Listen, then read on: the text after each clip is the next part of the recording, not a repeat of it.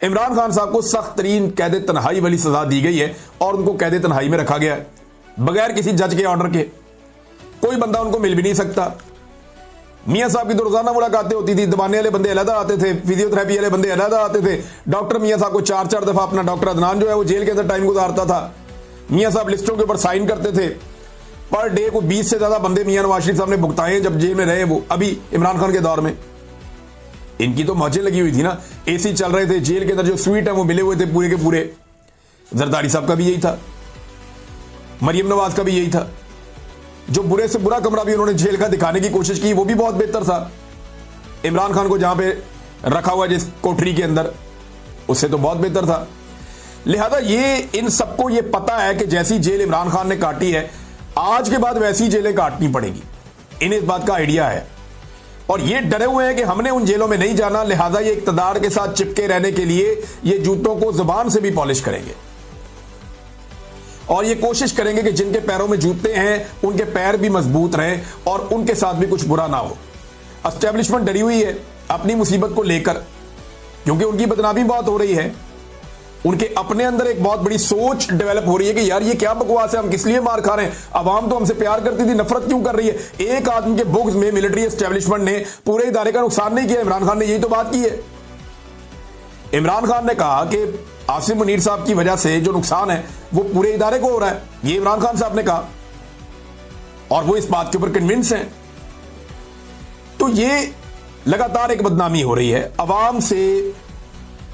Military establishment के फैसलों की वजह से पाकिस्तान का जो सबसे तगड़ा इदारा है उसकी दूरी पैदा हो रही है और ये एक रियलिटी है।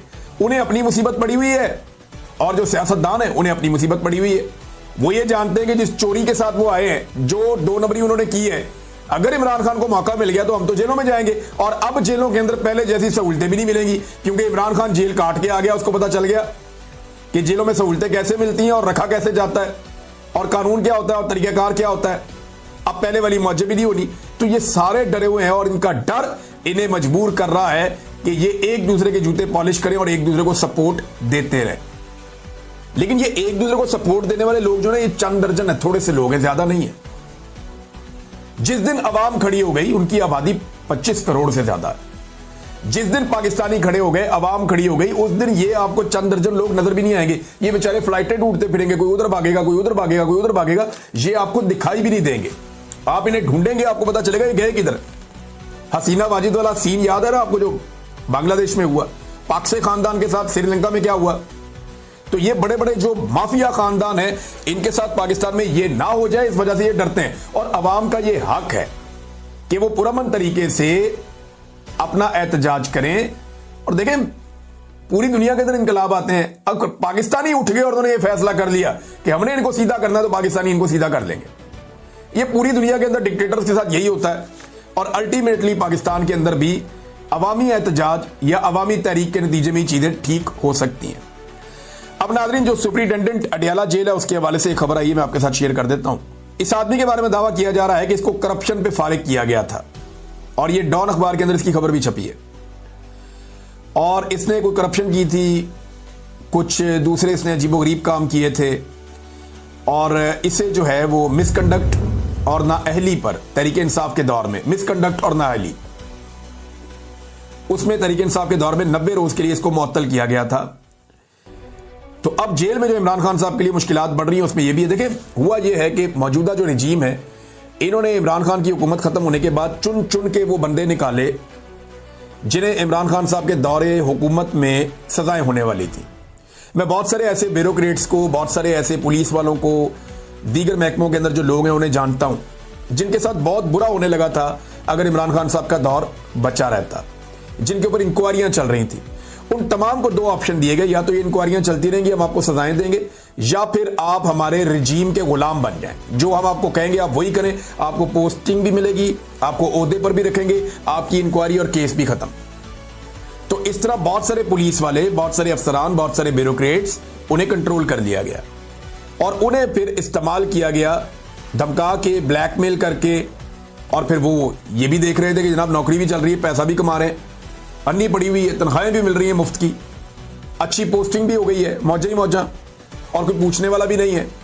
तो इन लोगों ने फिर इमरान खान साहब के बुग़्ज़ में और खौफ के अंदर वो सारा कुछ किया जिसकी तवक्को की जा सकती थी। तो अब खबर ये दी जा रही है कि जनाब अडयाला जेल का जो सुपरिटेंडेंट है अब्दुल गफूर अंजुम, वो भी इन्हीं लोगों में से एक है जो शायद इमरान खान से इंतकाम ले रहा है और सिस्टम के कहने के मुताबिक चल रहा है।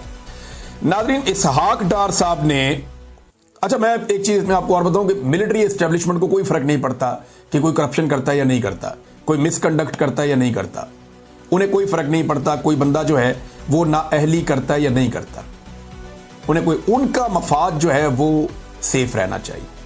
अगर कोई एस्टेब्लिशमेंट के मफाद के खिलाफ नहीं जा रहा और एस्टेब्लिशमेंट जब उसे जो हुक्म जारी करती है वो उस हुक्म को पूरा करता है, तो एस्टेब्लिशमेंट को इस चीज से कोई सरोकार नहीं है कि वो बंदा करप्ट है, बेईमान है, लूट मार कर रहा है, पाकिस्तान को नुकसान पहुंचा रहा है, पाकिस्तान के इदारों को तबाह कर रहा है, रिश्वत और सिफारिश के ऊपर कारबंद है। इससे कोई फर्क नहीं पड़ता पाकिस्तान की एस्टेब्लिशमेंट को, जब तक कि वो आदमी डिलीवर करता रहता है एस्टेब्लिशमेंट को। ये बड़े राजी रहते हैं ऐसे बंदों से। और मैं, क्योंकि मेरे दोस्त हैं बहुत सारे जो लोग एस्टेब्लिशमेंट को सर्व करते हैं, उनके अंदर जो रहते हैं, जो वहां पे नौकरी करते हैं, फौजी हैं, मुझे एक दो दोस्तों ने बड़ा क्लियरली बताया और एक दिन कहा जी हमें सबसे ज्यादा सूट वो बंदा करता है जो करप्ट हो, उससे हम जो मर्जी काम ले लेते हैं। दूसरा बंदा वो सूट करता है जिसको, यानी उसको पंजाबी में उसने एक मिसाल दी, मैं यहां दे नहीं सकता, लेकिन उसने ये कहा कि वो आदमी जो किसी ओहदे का अहल नहीं है और उसको उस ओहदे पे लगा दिया गया, वो बड़ा सूट करता है कि वो अपने आप को उस ओहदे पे रखने के लिए हमारी सारी बातें मानेगा। एक वो बंदा जो मेरिट के खिलाफ लग गया वो इनको सूट करता है, दूसरा जो करप्ट आदमी है वो इनको सूट करता है, और तीसरा वो ये कहते हैं जिस आदमी में बहुत ज्यादा शौक होता है ना आगे बढ़ने का, अपनी नौकरी को सेव करने का, जो अपनी नौकरी से बहुत प्यार करता है, तो वो सब कुछ अपनी नौकरी को समझता है, वो आदमी भी हमें सूट करता है। हां, जो आदमी जिसका अल्लाह पे तवक्कल हो, जो आदमी अपनी नौकरी को ईमान समझ के करता हो कि मैंने ठीक काम करना है, गलत नहीं करना, वो इनको सूट नहीं करता। और ऐसे लोग ज्यादातर एस्टेब्लिशमेंट की नजर में खुड्डे लाइन ही लगे रहते हैं, तो कोई फर्क नहीं पड़ता उन्हें कि कोई करप्ट है, बेईमान है, कोई फर्क नहीं पड़ता। डार साहब ने नाज़रीन अपने बयान के ऊपर एक तौजीह पेश की है, यानी ये बताने की कोशिश की कि जनाब अपने बयान को मैं जवाब दे रहा हूं। डार साहब कहते हैं मेरे गुज़िश्ता रोज Atlantic Council think tank Washington में इमरान खान के केस के बारे में सवाल के जवाब में डॉक्टर आफिया के केस के हवाले को सियाको सबाक से हट कर लिया जा रहा है। यह सियाको सबाक जो लफ्ज है ना, एक तो ये पाकिस्तान के गिट्टे गोडों में बैठ गया। जब भी किसी बंदे का कोई बयान निकालो और निकाल कर लगाओ ना, वो कहता है सियाको सबाक। किसी स्कॉलर का बयान उठा के आप लगाएं सियाको सबाक, किसी मौलवी का बयान उठाए उसके ऊपर आप जवाब दें सियाको सबाक। भाई ताड़ी 6-6 घंटे दी तकरीरा चुक के लाइए उन, ऐसे तो नहीं हो सकता जी। सियाको सबाक से हटके वो सवाल भी पूरा सुन ले, वो जवाब भी पूरा सुन ले, सियाको सबाक किधर से आ गया। सादा सवाल उसने किया था कि पाकिस्तान में इमरान खान को विक्टिमाइज किया जा रहा है और जो ड्यू प्रोसेस ऑफ लॉ है उसको फॉलो नहीं किया जा रहा, और इमरान खान की पाकिस्तान में और पाकिस्तान के बाहर बहुत फॉलोइंग है। तो जवाब इन्होंने दिया जनाब जैसे आफिया सिद्दीकी को अमेरिका में सजा हुई है, ऐसे इमरान खान को पाकिस्तान में दुरुस्त सजा हुई है। जस्टिफाई कर दिया डार साहब ने, ये डार साहब आपने किया है। अब ये कोई, आप सोशल मीडिया के दौर में है डार साहब, ये कोई 80 की 90 की दहाई नहीं है जहां आप लोगों को बेवकूफ बना लेंगे कि अमेरिका में जाके कोई और स्टेटमेंट दे दिया और पाकिस्तान में आके कोई और स्टेटमेंट दे दिया। इमरान खान का साथ दे, आजादी इतनी करीब आती जा रही है जितना जुल्म बढ़ता जा रहा है। तहरीक इंसाफ के रहनुमाओं और कारकुनों के रावलपिंडी की इंसदाद दहशतगर्दी की अदालत ने आला क़यादत के खिलाफ सियासी बुनियादों पर बड़ी तादाद में नाकाबिले जमानत वारंट गिरफ्तारी जारी कर दिए हैं, और ये 26 नवंबर के हवाले से हैं। यानी 9 मई को बंदे किसके मरे? पाकिस्तान तहरीक इंसाफ के मरे, और मुकदमे किन पे हुए? पाकिस्तान तहरीक इंसाफ पे हुए, और अब नाअहलियां किन की हो रही है? पाकिस्तान तहरीक इंसाफ की हो रही है। दोबारा इलेक्शन के अंदर कौन जीतेगा? तहरीक इंसाफ तो नहीं जीतेगी, जाली फॉर्म 47 जारी किए जाएंगे और उसके लिए लोग धड़ाधड़ पैसा लगा रहे हैं। जनाब हमें बना दे एमएनए, हमें बना दे एमपीए, हमें बड़ा शौक है। बहुत सारे सरमायाकार इस खेल के अंदर उतर जाएंगे आने वाले दिनों में, आप तमाशा देखेंगे, आपको बड़ा मजा आएगा। पाकिस्तान का निजाम मजीद नंगा होगा।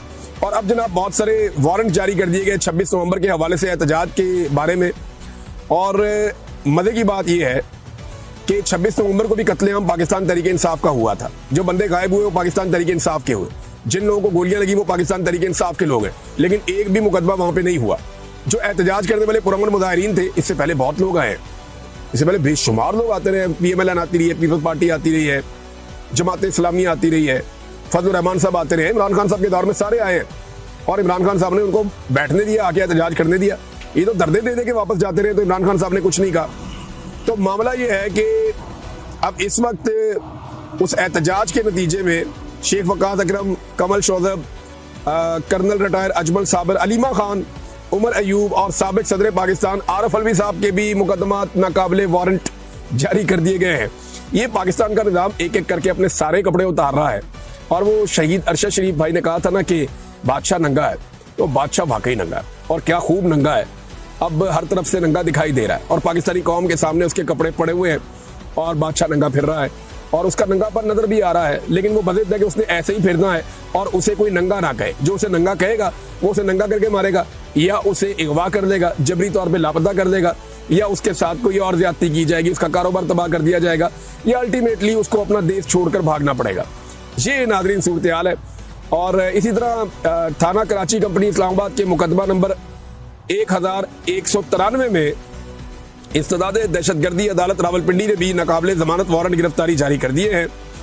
और साबिक सदर पाकिस्तान आरफ अलवी, अलीमा खान, अली अमीन गंडापुर, उमर अयूब, शेख वकास, हामिद रजा, शिबली फराज, फैसल जावेद, शानदाना गुलजार, सलमान अकरम राजा, रऊफ हसन, मुराद सईद, असद कैसर, हमाद अजहर, आतिफ खान, शुएब शाहीन और सेनेटर आजम खान सवाती इसमें शामिल है। अच्छा, मुझे हैरत हो रही है इसमें, उस दिन तो बड़ा क्लेम किया था शेर अफजल मरवत साहब ने कि उन्होंने बड़ी कार्रवाई की और बड़ा काम किया, तो इस्लामाबाद होने वाले मुकदमात में उनका नाम नहीं है अनफॉर्चुनेटली। देखिए, पाकिस्तान तहरीक इंसाफ से और इमरान खान से जो भी दूर हो जाता है ना, उसकी बचत हो जाती है। इन मुकदमात का हासिल उसूल ये है कि जो इमरान खान के साथ होगा उसके ऊपर जनाब मुकदमा होगा, जो इमरान खान के साथ खड़ा होगा उसके खिलाफ फैसला भी होगा, उसको दीवार से भी लगाया जाएगा, उसका कारोबार भी तबाह, उसकी जिंदगी भी तबाह, उसकी फैमिली लाइफ भी तबाह, और उसको हर लिहाज से ये रियासती इदारे कुचलेंगे। लेकिन जो इमरान खान का साथ छोड़ देगा वो रियासत के लिए अच्छा बच्चा बन जाएगा, तो रियासत उसके लिए माँ बन जाएगी और उसका ख्याल रखेगी। जिद सिर्फ इमरान खान साहब के हवाले से है। अच्छा, ये जनाब मैं आपको चंद चीजें बड़ी क्लियर कर देता हूं और ये मेरा एनालिसिस है और ये मैं इसके ऊपर बिल्कुल ऐसे ही बिलीव करता हूं जैसे मैं ये ना पाकिस्तान की एस्टेब्लिशमेंट इमरान खान को तोड़ने के चक्कर में या इमरान खान को नीचा दिखाने के चक्कर में या इमरान खान को खराब करने के चक्कर में पाकिस्तान की मिलिट्री एस्टेब्लिशमेंट जो है ये पाकिस्तान को नुकसान पहुंचा रही है। ये बात बिल्कुल एक हकीकत बन चुकी है।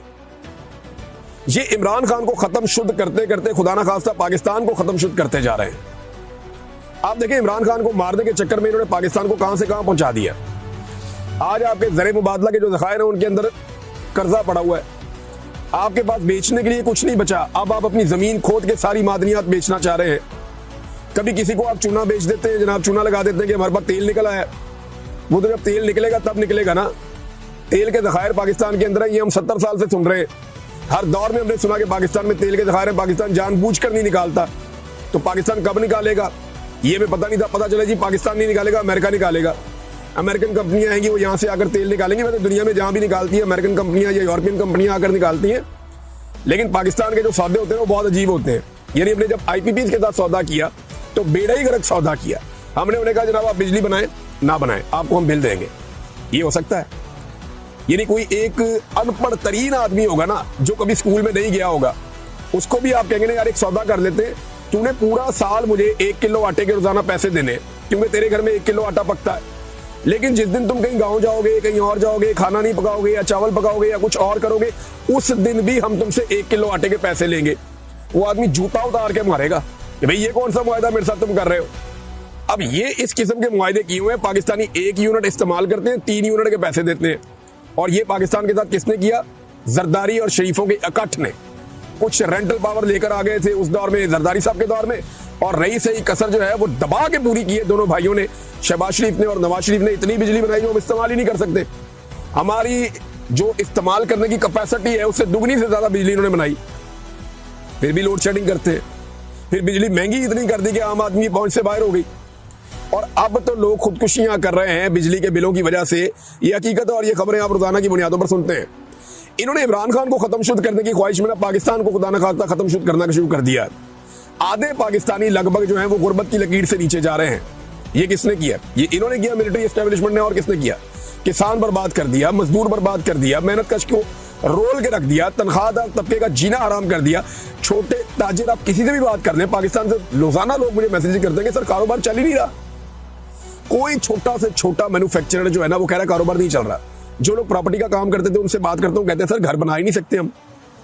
मटेरियल वालों से बात करते हैं, वो कहते हैं जी कोई खरीदता ही नहीं है। सारे के सारे डेवलपमेंट के प्रोजेक्ट जो अवामी सतह पे होते थे वो सब रुक गए। कोई बंदा काम करने के लिए तैयार नहीं है, कोई बंदा पैसा लगाने के लिए तैयार नहीं है, और ये सब कुछ इमरान खान को तबाह करने के लिए हो रहा है। लेकिन इसमें बदकिस्मती से पाकिस्तान की तबाही लिखी जा रही है। मईशत का भट्टा इन्होंने बैठा दिया है और आम आदमी की मईशत को मुकम्मल तौर पर तबाह कर दिया है। और रोजाना की बुनियाद पे आकर खड़े होकर दावे कर देते हैं मईशत ठीक है, इनके पास आखिरी चीज जो बची है ना बेचने के लिए, अब ये पाकिस्तान के वसाइल बेच देंगे। पाकिस्तान के पास अरबों डॉलर के ज़खायर मौजूद हैं कीमती पत्थरों के। मैं एक कंप्रीहेंसिव रिपोर्ट तैयार कर रहा हूं और पूरी तहकीकात कर रहा हूं रेयर अर्थ मिनरल्स के हवाले से कि वो क्या है और अमेरिका को क्यों चाहिए और वो फ्यूचर में किन चीज़ों में इस्तेमाल होंगे। इसके बारे में मालूमात बहुत कम दस्तयाब है। मैंने कुछ बड़े जो अहम लोग हैं जो इसके बारे में जानते हैं, जो साइंस को समझते हैं, उनसे भी रब्ता किया है कि आप मुझे बताएं। बहुत जल्दी इंशाअल्लाह मुझे उम्मीद है कि अगले चंद दिनों में या एक दो हफ्तों में इसके ऊपर हम अपनी एक तहकीक मुकम्मल करेंगे और चीज़ें आपके साथ शेयर करेंगे। हो सकता है चंद दिन ही लगे क्योंकि कुछ मालूमात मुझे आई हैं, मैंने भी उनको पढ़ना है। जैसे ही मैं किसी मुकाम पे पहुंचता हूं तो फिर ये मामला शुरू करते हैं। मुझे उम्मीद है कि जल्दी मैं आपको बता पाऊंगा कि रेयर अर्थ मिनरल हैं क्या, ये कहाँ पे हैं, ये अमेरिका को क्यों चाहिए, वो क्यों इतना डेस्परेट है। यानी वो पाकिस्तान जिसके बारे में अमेरिका की राय कुछ और होती थी और वो इंडिया जिसके बारे में अमेरिका की राय कुछ, हमने ऐसा क्या किया कि एकदम हम सबसे अच्छे हो गए।